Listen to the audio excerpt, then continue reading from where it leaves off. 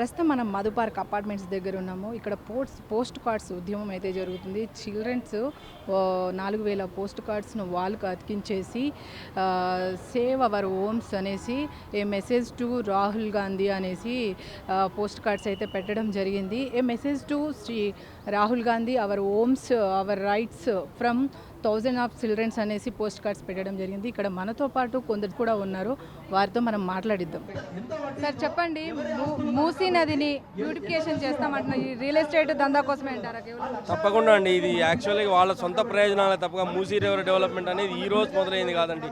ఎన్నో సంవత్సరాల నుంచి ఎన్నో గవర్నమెంట్లు మేము చేస్తామని చెప్పి చంద్రబాబు నాయుడే 2006లో ఫస్ట్ స్టార్ట్ చేస్తామని చెప్పి అక్కడి నుంచి ఇక్కడ మొత్తం 300 ఫీట్ రోడ్ని అప్పుడే చేశాడు. ఈ రోజు వరకు అది ఇంతవరకు ఎవరు చేసింది లేదు. తెలంగాణ గవర్నమెంట్ కూడా స్టార్ట్ చేసి ఆల్రెడీ ఒక 5 కిలోమీటర్స్ వరకు నాగోలు చేసింది. కానీ ఏ పబ్లిక్ని ఎవరి ఇల్లు కూల్చలేదు, ఎవరికి ఇబ్బంది పెట్టలేదు. ఈ రేవంత్ రెడ్డి మాత్రం కేవలం ఆయన స్వప్రయోజనాల కోసము వాళ్ళ దీనికోసం తప్పక ఇది నిజంగా మూసీ రివర్ ప్రాజెక్ట్ కోసం కాదు. ముందు మూసీ రివర్ సేవ్ చేయాలంటే ముందు ఎస్టీపీలో అవన్నీ క్లీన్ చేయాలి. అసలు ఎక్కడి నుంచి వస్తుంది ఈ మొత్తం మురికి అంతా? మురికిని ఎక్కడికి పంపిస్తావు? అల్టిమేట్గా అందరూ వచ్చి ఈ మూసీలోనే కలుస్తుంది. ఆ ఎస్టీపీని ముందు క్లియర్ చేయకుండా నువ్వు మూసీ రివర్ ఎంత క్లియర్ చేసినా కూడా అసలు ఇది మూసీ కానే కాదు. ఇక్కడికి మొత్తం రివర్ ఫ్రంట్ ఇది ఎఫ్టీఎల్ అంటున్నాడు. ఎఫ్టీఎల్ రానే రాదు. ఇంత ఫ్లో వాటర్ లెవెల్ వచ్చినా ఏ రోజు మాకు ఒక చుక్క కూడా పైకి రాలేదు వాటర్. హెల్త్ ఇష్యూస్ వస్తాయని కూడా. హెల్త్ ఇష్యూస్ ఎందుకు వస్తాయండి? ఇన్ని సంవత్సరాల నుంచి, కొన్ని వందల సంవత్సరాల నుంచి పోతున్నారు. ఈ వచ్చి ఇప్పుడు బతుకుతున్నారా? కొన్ని వందల సంవత్సరాల నుంచి మూసీ ఉంది. ఈ రోజు వచ్చింది కాదు మూసీ. హైకోర్టు మూసీతోనే ఉంది. ఎంజీఎస్ బస్ స్టేషన్ మూసీ కానుకొనే ఉంది. ఎన్నో వేల మంది చెదరగాటి దగ్గర ఎన్నో వేల మంది, లక్షల మంది బతుకుతున్నారు. ఎవరికి రాని హెల్త్ ఇష్యూస్ ఇప్పుడు వస్తాయా చెప్పండి? హెల్త్ ఇష్యూస్ వస్తే మేము మాత్రం ఎందుకు ఉంటాం? ఎన్ని సంవత్సరాల నుంచి ఉంటాం? ఆల్రెడీ 20 సంవత్సరాల నుంచి ఇక్కడ నివాసం ఉంటున్నాం. అందరం నివాసం అవసరం కాబట్టి వాళ్ళు ఎట్లా ఇచ్చారు పర్మిషన్స్? అంతకుముందు ఎందుకు ఇచ్చావు మరి పర్మిషన్? ఇదే కాంగ్రెస్ గవర్నమెంట్ ఇచ్చింది కదా. హెల్త్ ఇష్యూస్ ఉన్నప్పుడు ఎందుకు ఇచ్చింది? హుడా ఎవరిది? హుడా గవర్నమెంట్దే కదా. హుడా కూడా హైదరాబాద్ అర్బన్ డెవలప్మెంట్ అథారిటీ. ఇప్పుడు హెచ్ఎండిఏ అయింది. అది ల్యాండ్ అక్విజిషన్ యాక్ట్ ఏం చెప్తుంది చెప్పండి? 2013 ల్యాండ్ అసెస్మెంట్ వాడు ఇంతవరకు సోషల్ ఇంపాక్ట్ అసెస్మెంట్ చేయలేదు, డిపిఆర్ రెడీ చేయలేదు. ఇంత 36 ఎకరాలు ఆల్రెడీ మొత్తం తీసుకుంటా అని చెప్పి ఓన్లీ మాకు ప్రాథమికంగా జస్ట్ ఆ నోటిఫికేషన్ ఇచ్చాడు. ఇంతవరకు మాకు నోటీసు లేదు.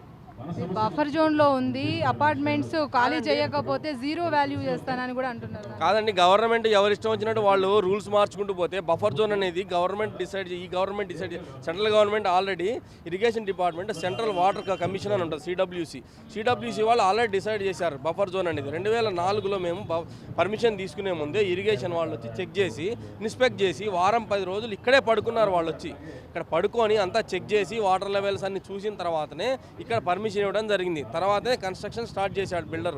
కన్స్ట్రక్షన్ చేసి మేమందరం 2008, 2009లో రెసిడెంట్స్గా ఇక్కడికి వచ్చాము.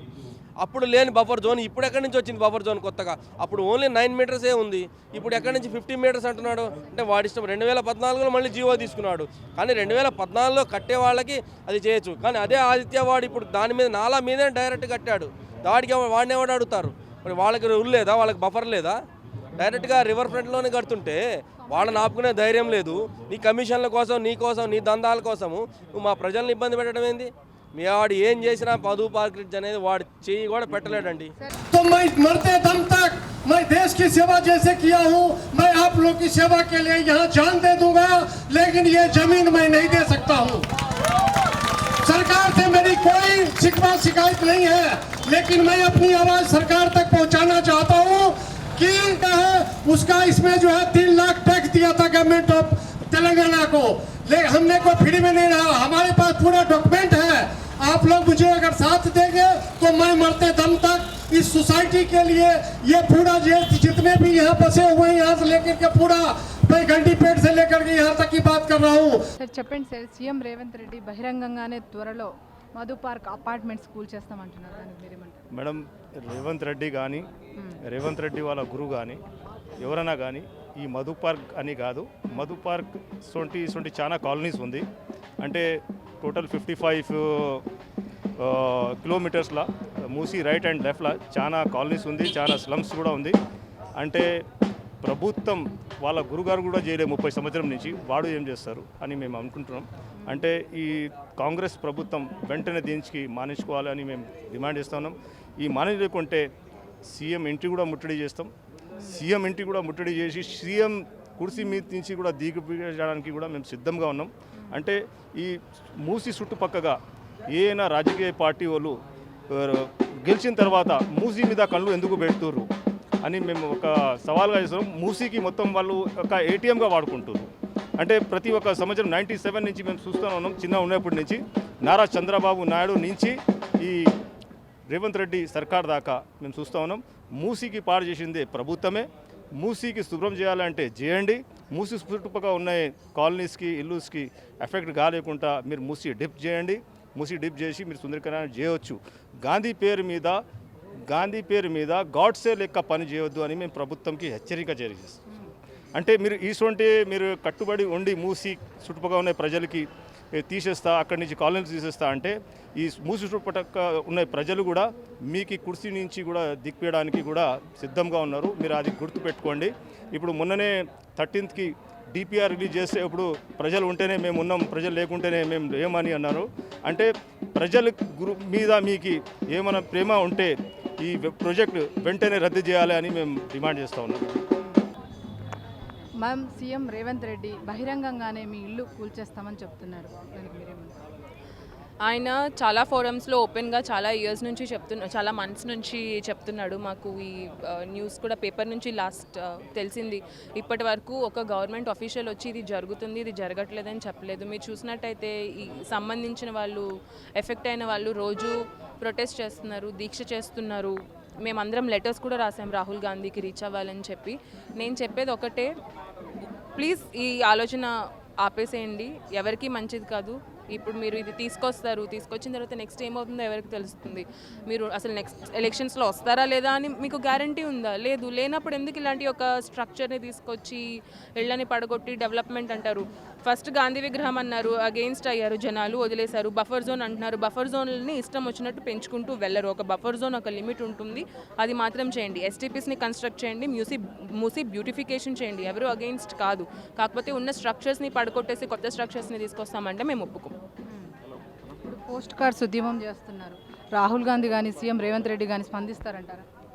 వాళ్ళు ఇప్పటి వరకు స్పందించలేదండి. వాళ్ళు ఇక మీదట స్పందిస్తారన్న ఆశ కూడా మాకు పోయింది. మేము మా బాధని మీడియా త్రూ, ఎందుకంటే వాళ్ళు కూడా మా దగ్గరికి ఇప్పటి వరకు వచ్చి పర్సనల్గా ఎప్పుడు చెప్పలేదు ఇది జరుగుతుంది, ఇలా ఉంటుంది సిచ్యువేషన్ అని చెప్పి. వాళ్ళు మీడియా త్రూ చెప్తున్నారు, మేము కూడా మా మెసేజ్ మీడియా త్రూ చెప్దాం అనుకుంటున్నాము. ఈ పోస్ట్ కార్డ్స్ అన్ని కొన్ని వేల పోస్ట్ కార్డ్స్ ఉన్నాయి ఇక్కడ. ఇదంతా రాహుల్ గాంధీ కోసం.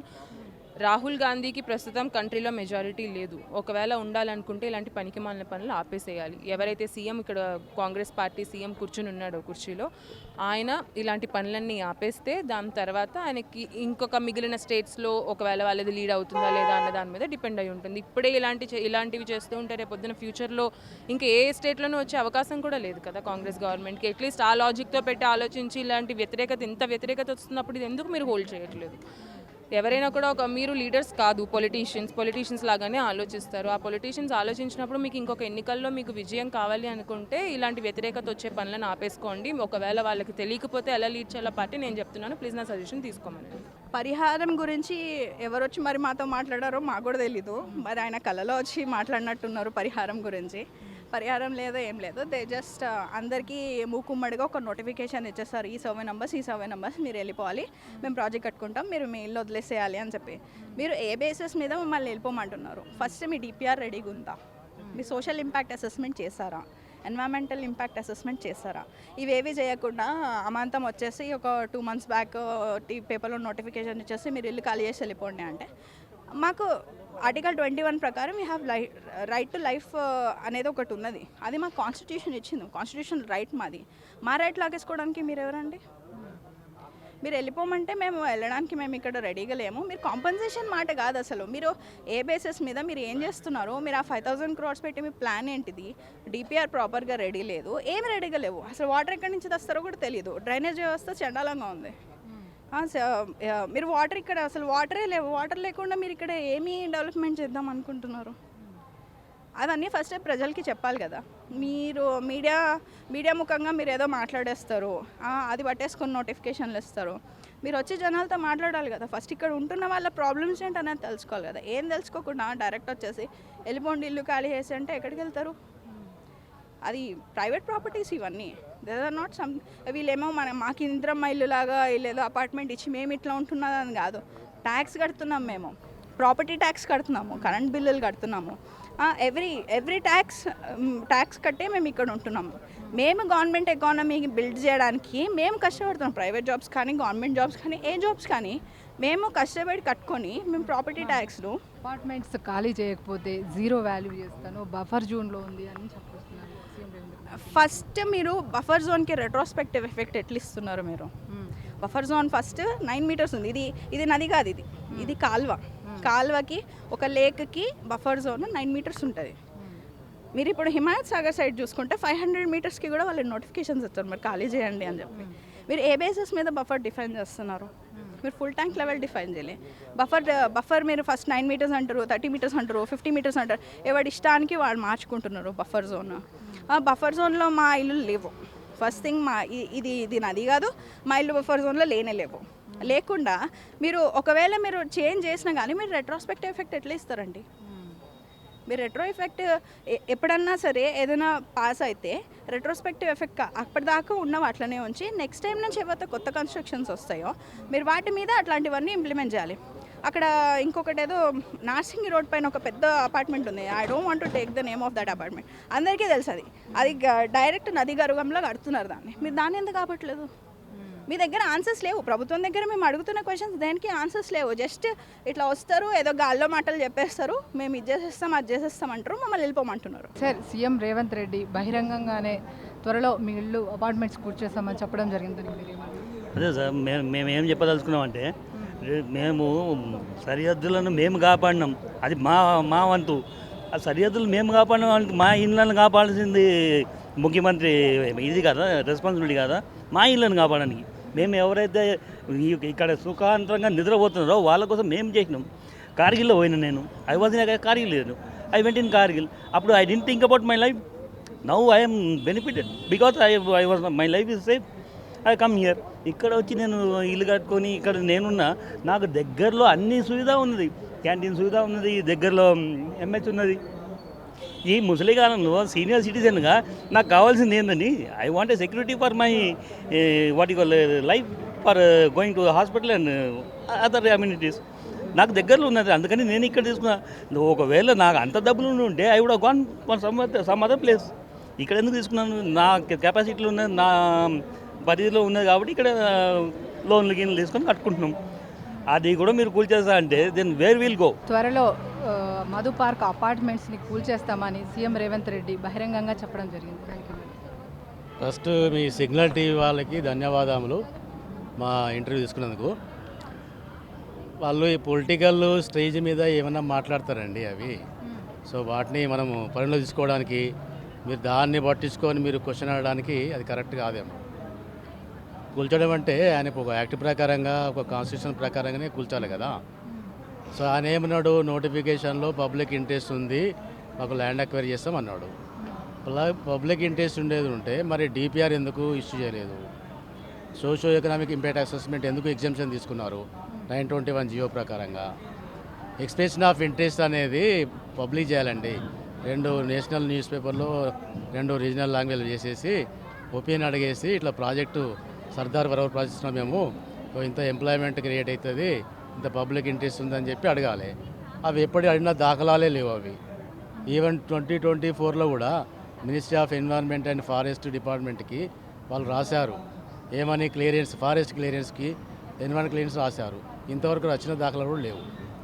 ఒకవేళ పబ్లిక్ ఇంట్రెస్ట్ ఏ ఉండేది ఉంటే మొన్న హోటల్లో వాళ్ళు పబ్లిక్ ప్రైవేట్ పార్ట్నర్షిప్లో ఇన్ఫ్రాస్ట్రక్చర్ వాళ్ళకి నైట్ ఎకానమీకి ఇచ్చేలాగా ఎందుకు మాట్లాడతారు?